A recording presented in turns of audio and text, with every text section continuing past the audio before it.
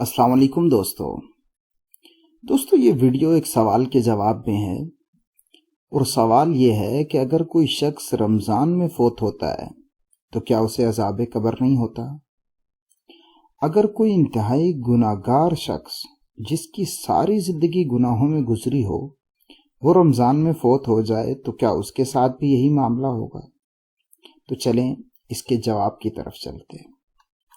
تو اس کا جواب یہ ہے کہ جی ہاں، جو شخص رمضان المبارک میں فوت ہوتا ہے اسے عذاب قبر نہیں ہوتا۔ کیوں؟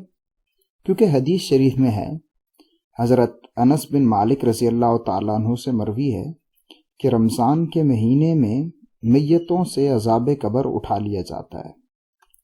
مذکورہ بالا حدیث کی روشنی میں یہ کہا جا سکتا ہے کہ اگر کوئی گناہگار مسلمان بھی رمضان المبارک میں فوت ہوگا تو اسے بھی یہ فائدہ ملے گا۔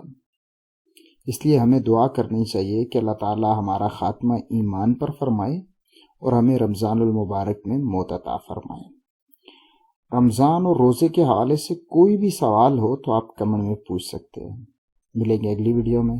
السلام علیکم ورحمۃ اللہ۔